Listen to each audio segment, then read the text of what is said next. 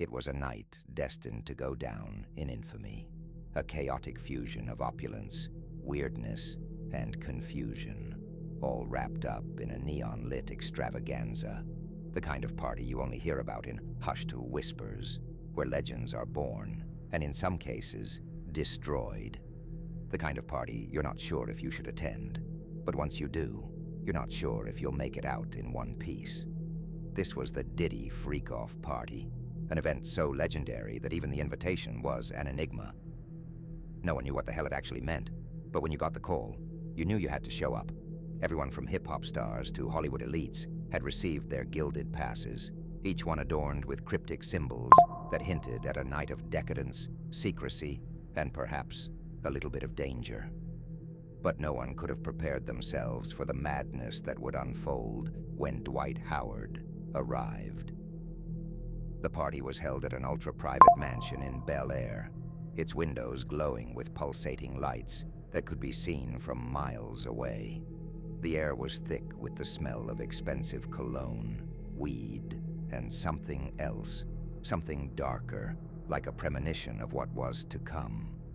Inside the crowd was a swirling vortex of glamour, glitter, and chaos. P. Diddy, clad in a white suit that practically glowed, was holding court, surrounded by a posse of celebrities and influencers who had long given up on the notion of normal nights out. But it wasn't just the usual faces. Something strange hung in the air, an expectation, as if the night was already out of control.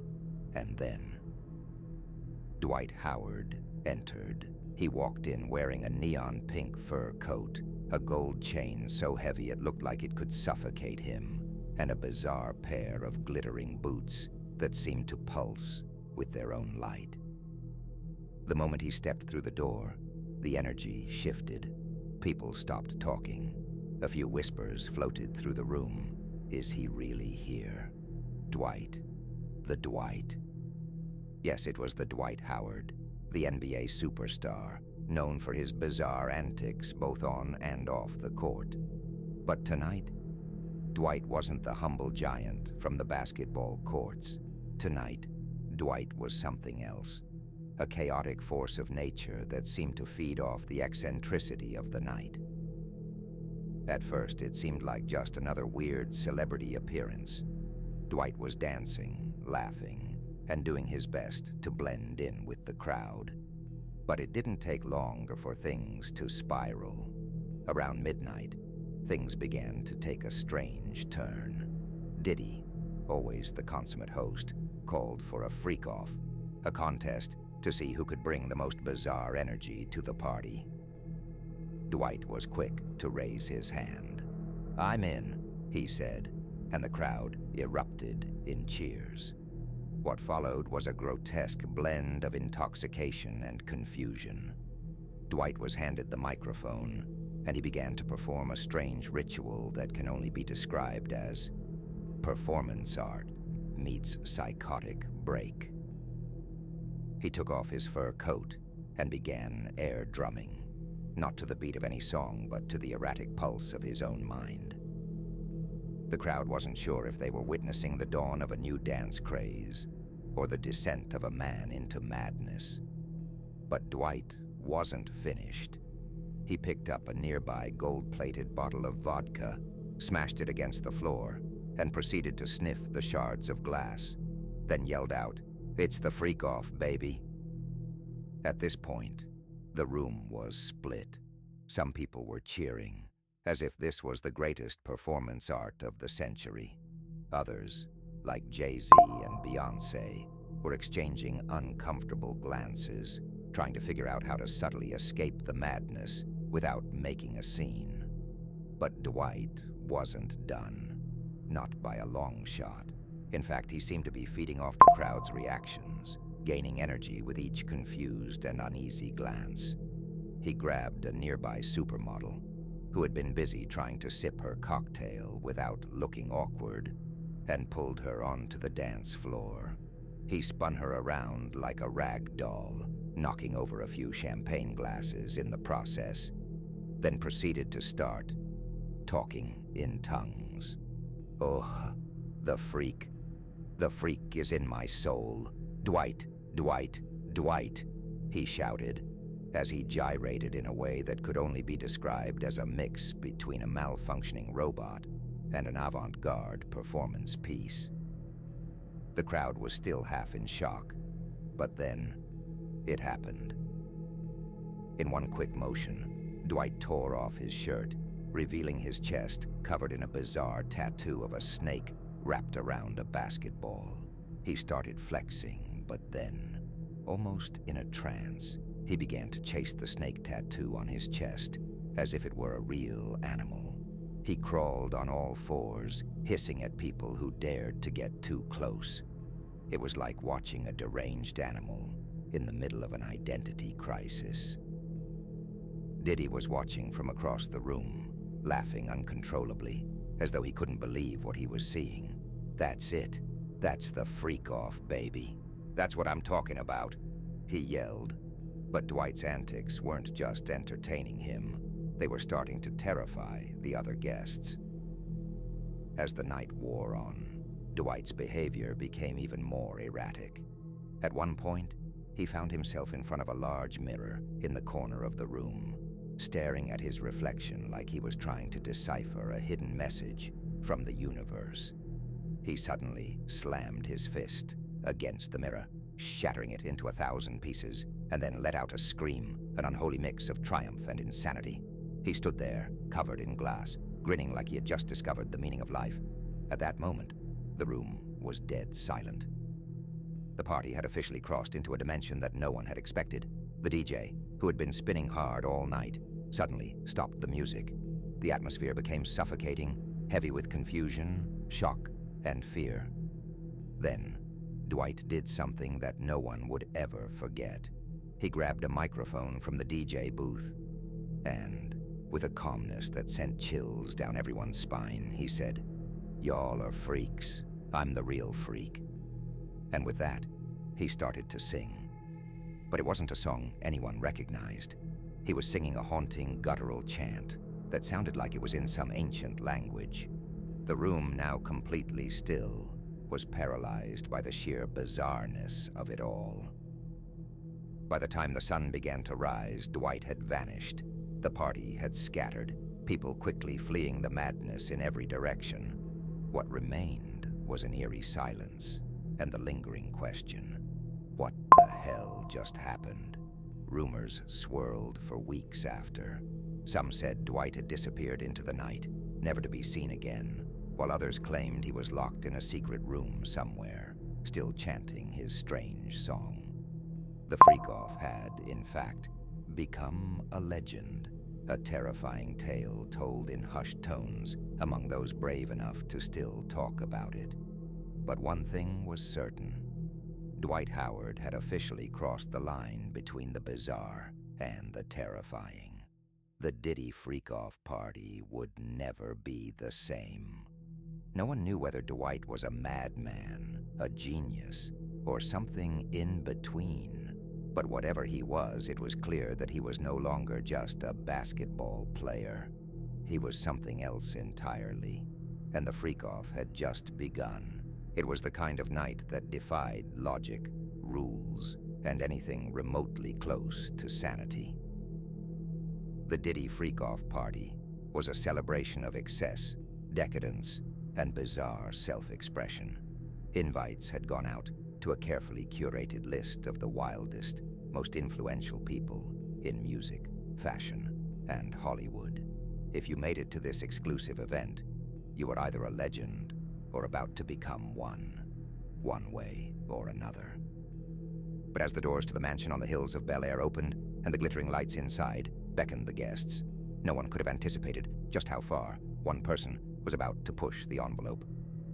Usher Raymond, the R&B icon with the smoothest moves and most seductive voice in the game, had always been the center of attention at any party. But tonight, he was about to become something darker, a creature of the night with motives known only to him. Inside the mansion, the atmosphere was electric. The music was thumping, an eclectic mix of hip-hop, R&B, and something eerily industrial. People were dancing in every corner, celebrity guests mingling with high-end influencers, their faces illuminated by the neon glow of the lights. But there was an underlying tension in the air, like everyone knew something was about to go terribly, terribly wrong. Usher walked in, wearing a black leather jacket, tight black pants, and a single gold hoop earring. His usual cool swagger was there, but there was something off in his eyes. His presence was commanding, but it wasn't the usual charm that made women swoon and men respect him. No, tonight, Usher was different. He immediately approached Diddy, exchanging a few inaudible words, but whatever was said made Diddy laugh hysterically, as if this was all part of the show. Usher's eyes gleamed with a strange energy, almost feral, as he moved toward the dance floor. The freak-off, the night's centerpiece, was just about to begin, and Usher was ready to push it into dark and dangerous territory. Diddy, ever the showman, was at the center of the room, announcing the start of the competition. "All right, y'all, let's see who's got the freakiest energy tonight." His voice boomed over the speakers as the crowd cheered. The freak-off wasn't just about dancing or performance. It was about being completely, unabashedly wild. There were no rules, just chaos. But no one expected Usher to set the tone the way he did. He stepped into the center of the floor, where everyone had gathered, and suddenly, without warning, he started to unbutton his jacket. Not in a sultry, seductive way, but in a strange, mechanical manner, as if he was shedding his former self. The crowd began to murmur, unsure of what was happening. His movements were stiff, robotic, like a man coming undone. Then, he froze in the middle of the dance floor, a silence falling over the room. His gaze became distant, as though he was staring into something invisible, something only he could see. The lights dimmed, and the music changed, without the DJ even touching a knob. It was as though Usher's presence had warped the very fabric of the night. And then he started to sing. But it wasn't a song anyone recognized. It wasn't even in English.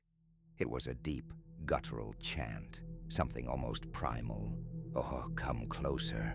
Feel me. Feel the freak." He sang it over and over, his voice growing louder and more intense with each repetition, like a man possessed. His body twitched erratically, as if his muscles had been taken over by something not entirely human. The crowd stood frozen, half in awe, half in fear, unsure of what was happening. Some began backing away, not knowing whether they were witnessing art or something far more disturbing. Then, Usher's eyes locked onto a beautiful woman in the front of the crowd, one of Diddy's guests, a supermodel with legs for days. He smiled, his grin stretching unnaturally wide, too wide for any normal smile. Without warning, he lunged at her, grabbing her by the arm and pulling her into the center of the floor. The crowd gasped, unsure if it was part of the performance. But the woman's face shifted from shock to terror as Usher, with eyes now dilated, began whispering something in her ear. His breath hot and heavy. "No one can touch you like I can. No one," he murmured, his voice now oddly calm, but full of an unsettling urgency. He pulled her even closer, his chest pressing against hers as he began to sway, his movements becoming more animalistic, like a predator in heat. From that moment on, things unraveled at breakneck speed. Usher was no longer just an entertainer. He had become the dark core of the party, feeding off the energy, drawing people into his orbit. He grabbed the microphone again, this time with a new level of confidence or perhaps madness, and started singing. In tongues. "Who are you? Who am I? Where do we go? When the freak knows our name." The words were nonsensical, but they had an eerie rhythm that resonated with something primal in the room. The entire party had become a vortex, a swirling mix of ecstatic dancing, fear, and confusion. Everyone was trying to play along, but there was a palpable sense of dread in the air. Usher wasn't just performing, he was controlling them. People who had been laughing and dancing moments before were now standing stock still, their eyes glazed over, hypnotized by Usher's strange presence. It wasn't just his voice, it was his energy. It was as if the very fabric of reality was bending around him. Then, the unthinkable happened. Usher began to dance. But this wasn't the fluid, sexy Usher everyone knew. It was erratic, unnatural, like he was fighting something inside of him. His arms flailed, his legs jerked in odd directions, and his body twisted in ways that defied anatomy. He fell to the floor, rolling in a frenzy, his head jerking back and forth, as though something invisible was trying to break free from his body. And then with one final scream, he shot up, eyes wild, breathing heavily, as though he had just emerged from a nightmare. He stood still for a moment, drenched in sweat, looking around the room like he didn't quite recognize where he was. This is it. This is the freak-off, the true freak-off. You want it, you'll take it.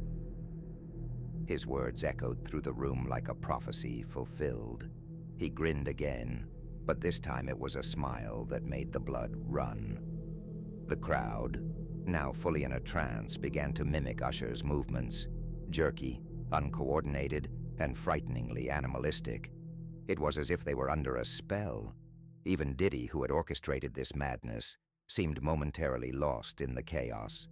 His usual confident smirk had disappeared, replaced by an expression of something akin to genuine fear.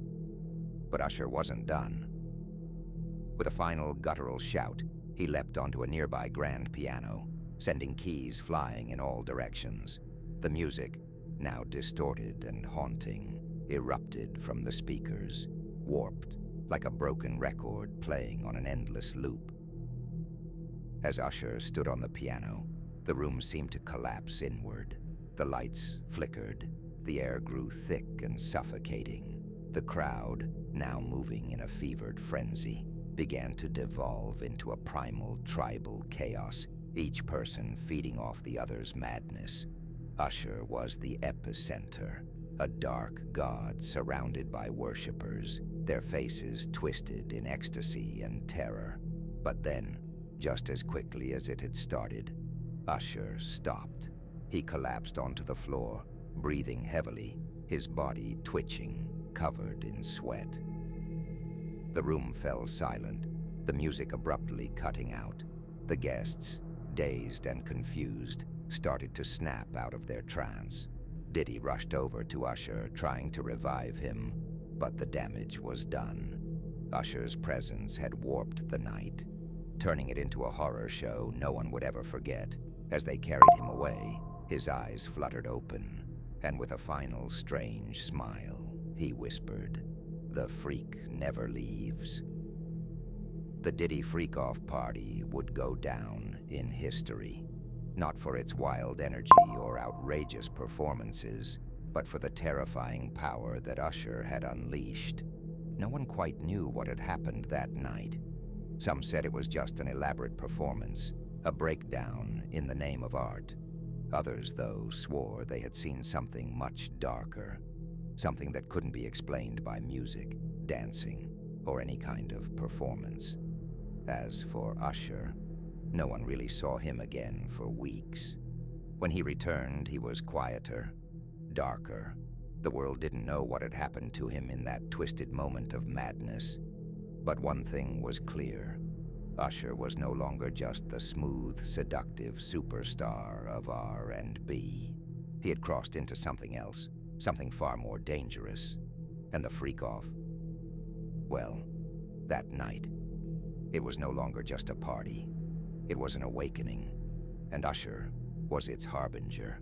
It was a night like no other, when the velvet sky hung low over Los Angeles, and the stars, both on the screen and in the heavens, seemed to dim in eerie unison. In the heart of Hollywood, a lavish party was underway at a mansion so opulent it might as well have been plucked from the dreams of the most delusional socialites. Famous faces laughed and mingled, sipping champagne and gossiping about movies, scandals, and everything in between. But tonight, there was something different about the air. The mansion's host, a notorious film mogul, had invited a group of elite celebrities, actors, musicians, directors, people whose names were known around the world. They'd gathered in this sprawling estate for one reason only: to witness something extraordinary. The invitation had been cryptic, a strange mix of fascination and dread. It read, "Come and see the truth about fame. Come see what it costs." But none of them could resist. Fame, after all, had a way of making them forget about the things they didn't want to know. It was a heady drug, more addictive than anything else. At midnight, as the party buzzed with inane chatter, the lights flickered and the music stuttered to a stop. For a moment, it felt like a glitch in the matrix. The guests looked at each other confused, but no one dared to speak. Then the doors to a secret room in the back of the mansion creaked open. The host appeared, his face pale, his expression strained, but his voice calm. "Please, come this way," he said, with a chilling smile that didn't quite reach his eyes. The celebrities followed him, drawn by a strange force they couldn't resist. Their curiosity now piqued. The room was cold, the walls lined with portraits of unknown people, their faces painted in unnerving detail. At the far end of the room stood an altar, the centerpiece of the space. It was an ancient stone structure, its surface etched with cryptic symbols that none of them could recognize. And on top of the altar, a crystal. It was no ordinary crystal. It pulsed with a dull, reddish glow, its light flickering like a heartbeat. The air around it seemed to hum with an energy that made everyone in the room uncomfortable. The host motioned for them to gather around. "This," he began, his voice now low and reverent, "is the cost of all your success. The price of the fame you crave. What you've all forgotten, or never knew, is that fame is not earned in the way you think. It's bought, but it must be bought with more than money." He paused, letting the weight of his words sink in. The celebrities exchanged uneasy glances.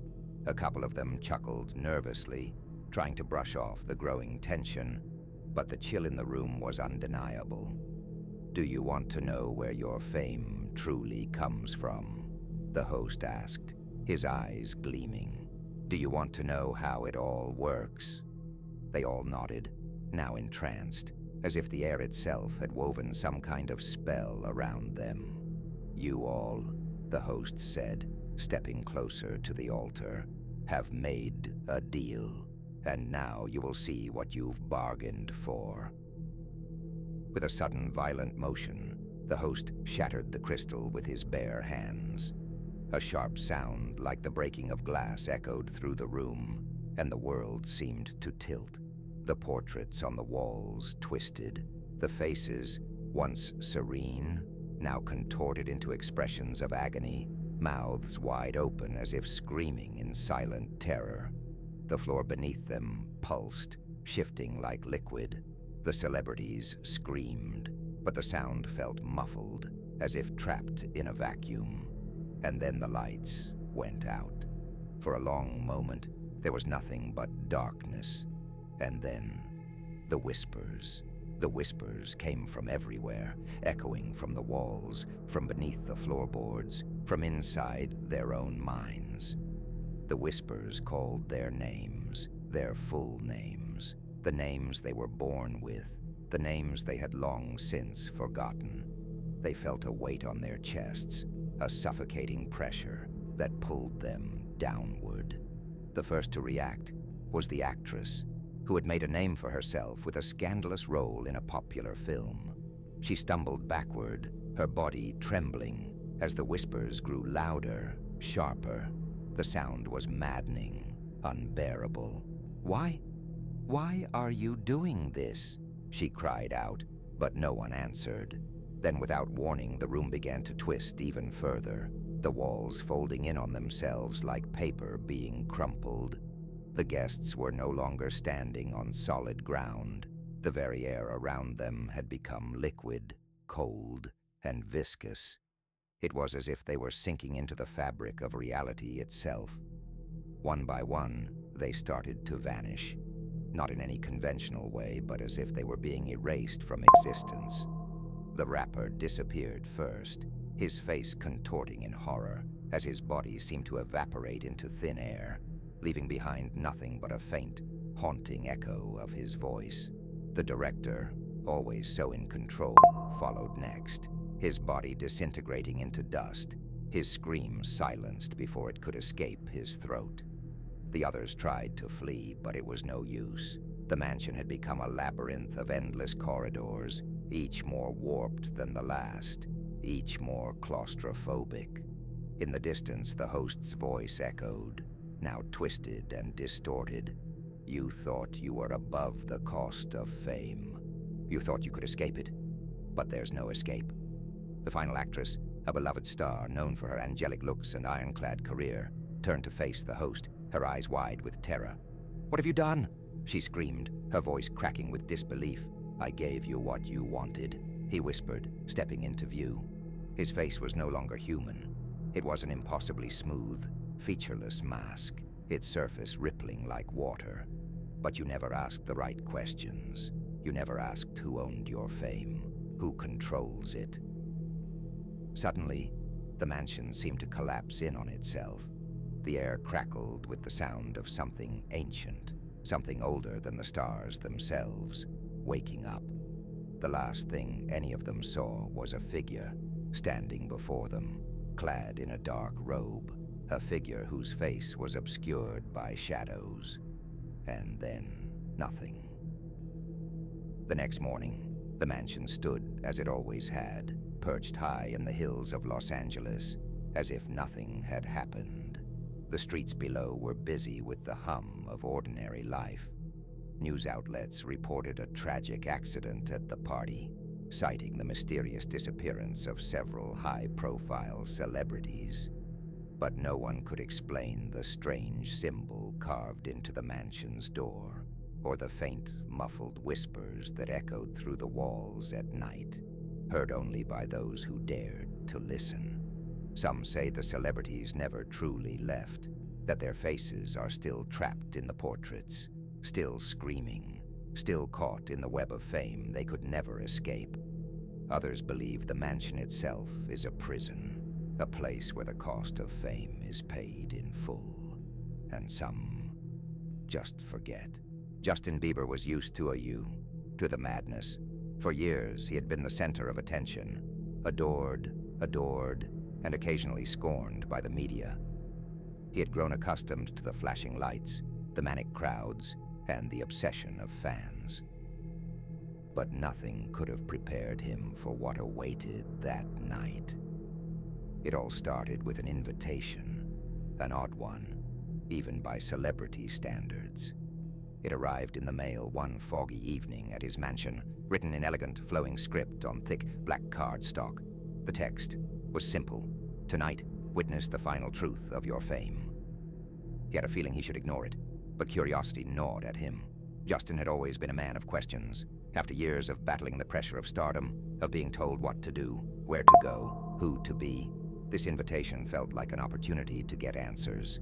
Answers about the price he'd paid for everything he had. He left his house not telling anyone where he was going. He drove through the misty night, the streets of LA empty and unnervingly quiet.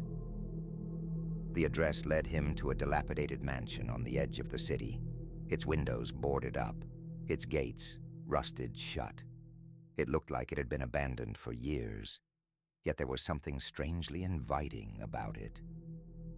The front door, however, was open. It beckoned. As he stepped inside, the atmosphere shifted. The air was thick, heavy with something he couldn't quite place.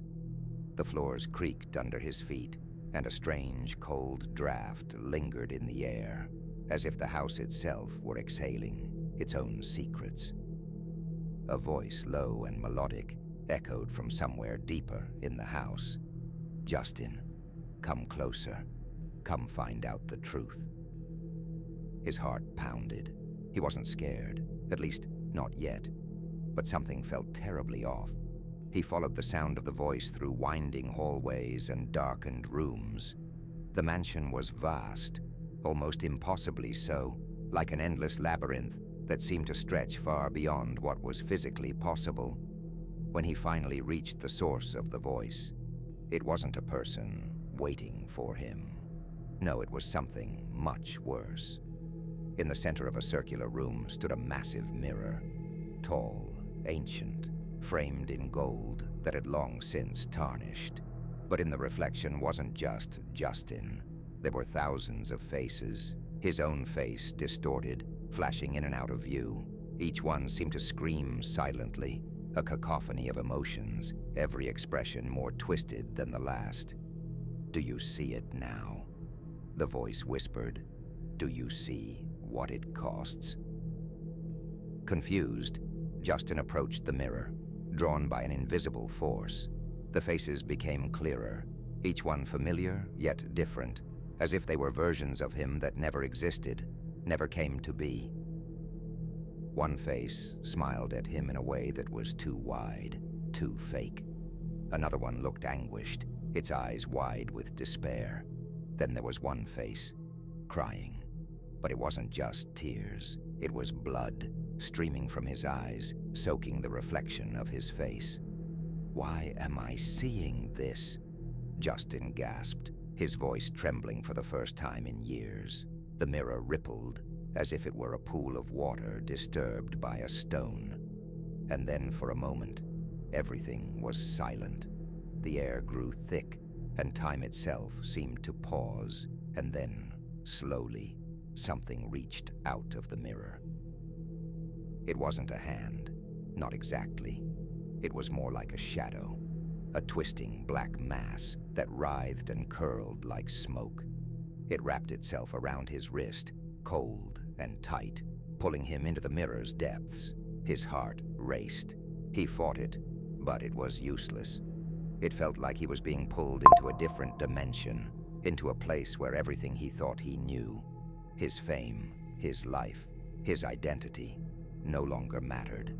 The world as he knew it disappeared, and he was consumed by a darkness that was suffocating. When Justin awoke, he was no longer in the mansion. He was standing on an empty, barren stage, an arena, but it felt wrong. The lights were dim, casting long shadows across the cracked floor. The air smelled of dust and rot. The crowd was there, but they weren't cheering. They were silent, staring at him with vacant eyes, their faces obscured by shadows. Their mouths were moving, but no sound came from them. A voice boomed from the shadows. It was a voice that seemed to come from everywhere and nowhere at once. Its tone, cold and final. "You wanted to know the truth, Justin. You wanted to know what it costs." Suddenly, his surroundings changed again. The stage vanished, and he was standing on a street corner in the middle of nowhere. He looked around, disoriented, but the world felt like it was folding in on itself. The buildings around him twisted unnaturally, their angles sharp and wrong. The ground beneath him shifted like sand, and the sky above was nothing but an endless void. And then he saw it, a figure approaching him. The figure was cloaked, its face hidden by shadows. As it drew closer, Justin could feel his pulse quicken, something deep inside telling him that this wasn't just any person. "Who are you?" he asked, his voice a whisper. The figure reached up slowly and removed its hood, revealing a face that was, impossibly, his own. Not an ordinary reflection, but a version of himself that was warped, a mirror image gone wrong. This version of Justin smiled at him, a smile that didn't reach the eyes. "You know who I am," the figure replied, in his own voice, though distorted. "I am you, and you are me. We are the same, yet we are not. I am what you've become, what you will become." The air around him seemed to crackle with energy, and Justin felt the weight of every choice he'd ever made. His rise to fame, the endless performances, the sacrifices, the pressure to be perfect. The persona he had built, the one the world adored, the one he could never escape. All of it, the figure said, comes with a price. The fame you crave, the love, the admiration, they are not free. You think they're yours, but they never were. They are borrowed, and one day they will take what is owed. Before Justin could respond, the figure's hands shot out and grabbed him by the shoulders. The world spun once more, faster this time. The void around him swallowed him whole, and the last thing he heard was the figure's voice echoing in his mind. Fame isn't what you think it is. Fame is not freedom. Fame is a cage. When Justin awoke again, he was back in the mansion, alone. The mirror was gone. The house was empty, save for the faint scent of decay lingering in the air. But the invitation, "Come witness the truth," was now burned into his memory, a mark that would never fade. He left the mansion, stumbling into the cold night, feeling as if the weight of the world had just settled on his shoulders. He drove back home, but nothing felt the same. The lights in his mansion seemed dimmer, the music quieter, the applause less genuine. It all felt hollow, as if he were watching someone else live his life. For days, Justin couldn't escape the feeling that something was watching him, waiting for him. It followed him in his dreams, visions of the figure, the warped reflections, the strange, silent crowd that waited for him to face the truth. And somewhere, deep inside, Justin knew the truth he'd learned that night. Fame had a cost, and it wasn't just his time or his privacy. It was his soul. The night was supposed to be unforgettable, but no one could have predicted how it would turn into a full-blown nightmare. It all started when Kai Cenat, already infamous for his wild energy and unfiltered antics, announced on his stream that he was teaming up with none other than Diddy to host a Diddy freak-off party. No one knew the exact location, but rumors flew fast across social media, and within hours, invitations were being sent to the most exclusive, eccentric, and outrageous people in the city. This wasn't just any party. This was the party. The night of the event, the atmosphere was electric. You could feel the buzz all around. Word had it that Kai and Diddy had spared no expense, booking a secret warehouse that had been transformed into an extravagant neon-lit palace. There were drones flying overhead, lasers cutting through the dark, and the unmistakable smell of expensive cigars and high-end cologne hanging in the air. It was like a fever dream come to life. Bright, extravagant, and dangerous in its unpredictability. But as soon as people entered the venue, things started to feel off. The air was thick, buzzing in a way that didn't seem right. It felt like something was waiting to happen, something that couldn't be explained. At the entrance, guests were greeted by massive bouncers who checked IDs and handed out wristbands that glowed with an eerie green light. But no one thought to question it. Everyone was too hyped, lost in the hype of what Kai and Diddy were about to unleash. The beats dropped, the drinks flowed freely, and the first dance battle kicked off. But even then, the vibe was strange. People were moving erratically, almost as if they were being controlled by something outside themselves. Then it happened. Kai, with his typical flair, jumped on the stage, grinning like a madman. He grabbed the mic and started yelling, "Who's ready to get freaky tonight? Let's turn this up." The crowd erupted, but there was an unnatural edge to the energy. Something felt off. Without warning, the lights flickered, then went completely dark. The music stopped, and for a split second, the room was still, eerily still. There were murmurs, people fidgeting, a sense of unease spreading through the crowd. Then a low, distorted laugh echoed through the speakers. It sounded like a joke at first, like part of the show. But as the laugh continued, it became more unsettling, more guttural. It was the kind of laugh that made the hairs on your neck stand up. Suddenly the lights flashed back on, but they weren't the same. The neon glow had turned blood red, casting long shadows across the floor. People who had been dancing a second ago froze. And then it began. The first scream came from the back of the room, followed by another, and then another. The crowd turned, confused, trying to figure out where the screams were coming from. And that's when they saw it. People in the far corner, tangled up in what looked like cords. At first, it was hard to make out, but as people moved closer, it became clear. Those weren't just party decorations. They were long, thin cables, snaking across the floor like they were alive, wrapping themselves around ankles, wrists, and necks. Panic spread like wildfire. The lights flickered again, and this time the music didn't stop. It warped. The beats weren't bouncy and energetic anymore. They were distorted, almost demonic, with deep bass that rattled in your bones. The walls seemed to close in, and the room felt smaller, like the space itself was being sucked into something. A voice crackled through the speakers. It wasn't Kai. It wasn't Diddy. It was something darker, distorted beyond recognition, like a creature lurking beneath the floorboards. You think you're in control of the party? Think again. The voice hissed, and the temperature in the room dropped by several degrees. Kai, who had been hyping the crowd up seconds ago, looked around in confusion. He reached for his phone, his fingers shaking, but the screen wouldn't turn on. The Wi-Fi was down. Everything was glitching. Panic was setting in.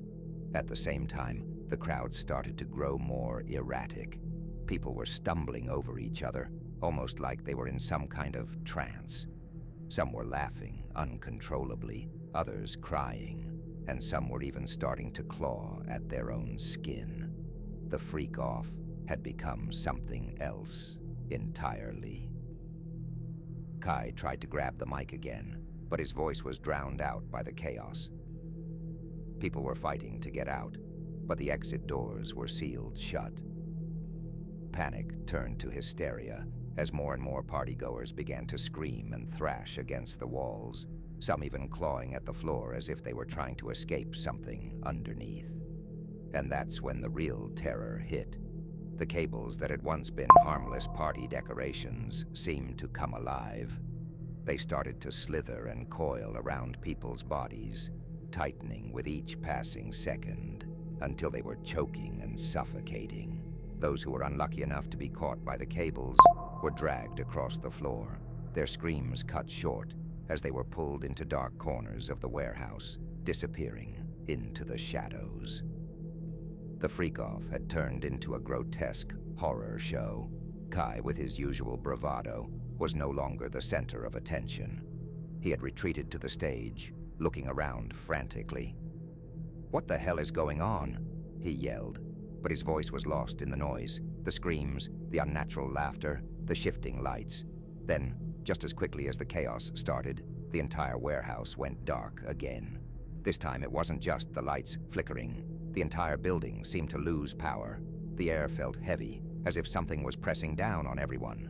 For what seemed like hours, there was nothing but the sound of panting, muffled cries, and something else.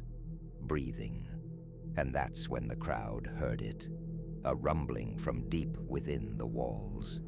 It was as if the building itself was alive. The cables, the lights, the speakers, they were all connected to something much older and darker. Something that had been waiting, dormant, feeding off the energy, the chaos, the madness that Kai and Diddy had stirred up. And then, in the final moments of the night, a terrifying realization hit. The party was never supposed to be a celebration. It was a ritual. Somehow the energy from the freak-off had awakened something hidden deep in the foundation of the warehouse. The building had been chosen for a reason, a conduit to something far worse. And now the guests weren't just stuck in a wild party. They were trapped in a nightmare.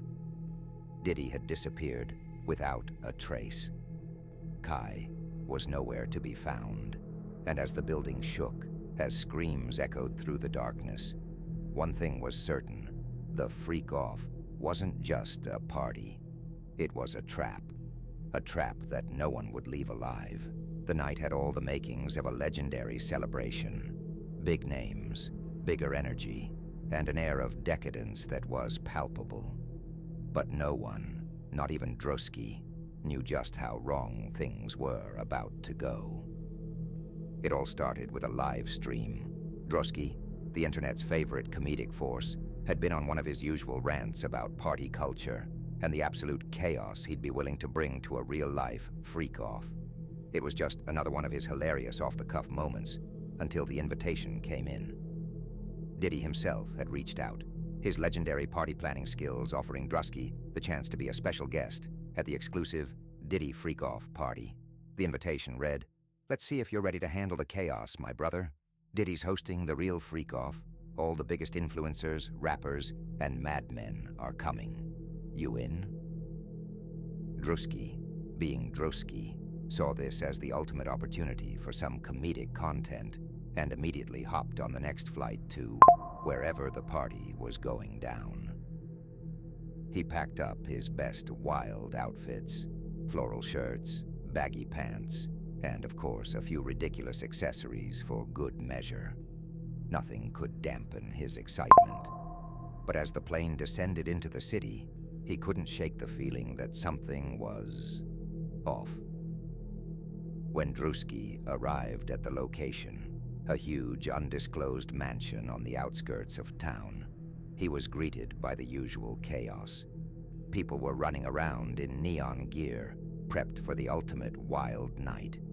The scene was lit, the beats were loud, and the drinks were flowing, but there was an odd sense of foreboding hanging in the air. The bouncers, huge men dressed in black, were scanning the crowd with an intensity Drosky couldn't place. He brushed it off as part of the vibe, shrugged, and entered. At first, everything seemed fine. Drosky wandered through the crowded hall, making jokes, doing impressions, and snapping pics with whoever crossed his path. The DJ was spinning wild tracks, and the energy was unmatched. But then, as the night wore on, things began to get weird. The lights, initially flashing bright neon, began to flicker in erratic patterns. The music warped, becoming darker, more distorted, with a low humming bass that seemed to crawl into your skin. People started acting stranger, too. What started as fun, spontaneous dancing turned into something far more erratic. People jerking their bodies in unnatural ways, laughing uncontrollably, eyes wide with a manic intensity. Drosky couldn't help himself. He was in his element. "Yo, what's going on? Is this the new TikTok dance, or y'all just tweaking?" he yelled, trying to keep the vibe light. But the crowd didn't respond the way he expected. They just kept moving, almost too in sync, as if they were all part of some trance. Then, something strange happened. They all turned towards him. For the first time that night, Drosky felt a chill run down his spine. The room had gone silent. It wasn't even the kind of silence where people are paying attention. It was the kind of silence that felt unnatural, as if the world had just stopped. He glanced around, trying to shake off the uneasy feeling, and saw Diddy himself standing by the bar, watching him. But something wasn't right. Diddy's usual swagger was gone. His eyes were cold, too focused, and his grin, it didn't look like the fun-loving, party-starting Diddy the world knew. It looked twisted. Drusky, sensing something was wrong, started to back away, but the crowd began to close in around him. Their movements were jerky, synchronized, like puppets on strings. The air was thick with an electric tension. It felt wrong. "Yo, what's going on, man? I'm outta here," Drusky shouted. But as he turned to leave, the door behind him slammed shut with a deafening crash. The lights flickered once more. This time they didn't come back on. The music turned off entirely. In the oppressive darkness, Drusky heard something that made his blood run cold. A low, guttural voice through the speakers. It was distorted, almost mechanical, but unmistakable. "You wanted to play with chaos, Drusky," the voice crooned. "You wanted to see what the freak-off really was. Now, you'll feel it." Before Drusky could react, the ground beneath him trembled. A strange hissing sound filled the room, followed by the unmistakable creak of something moving beneath the floorboards. He stumbled backward, his heart racing, as he saw them, long black tendrils of shadow creeping up from the cracks in the floor. The floorboards buckled, as if something ancient and massive was trying to break free from beneath the mansion. The crowd, still frozen, began to twitch, their bodies convulsing unnaturally. Eyes rolled back into their heads, mouths gaping open as they began to chant, in unison, the same words over and over. "Freak off, freak off, freak off." Drusky's mind was racing. This wasn't just some crazy party gone wrong. This was something far darker. This was ritualistic, and it was all centered around Diddy. Suddenly, Diddy appeared before him, not walking, but gliding across the floor, his figure almost inhuman in its grace. His eyes were black, his face twisted in a sick smile. "You didn't think I'd let you leave that easily, did you?" he whispered, the words slithering through Drusky's ears like venom. "This party is more than just fun, my man. It's the culmination of something ancient, something powerful." Drusky's stomach sank. He tried to back away, but the crowd closed in on him. People grabbed at him, their hands unnaturally cold, their grips too tight. They started to chant louder, pulling him toward the center of the room where a strange symbol had appeared on the floor, drawn in red, glistening liquid.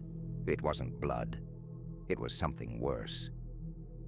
The ground continued to shake. Drusky's heart pounded in his chest. His breathing became shallow as he realized that this wasn't a party. It was a trap, a dark ritual, one that had been centuries in the making, and he was about to become the offering. Suddenly, the walls around the room cracked open, revealing massive, towering figures made of the same black tendrils, their forms indistinct and shifting, like dark clouds taking shape. They were coming for him.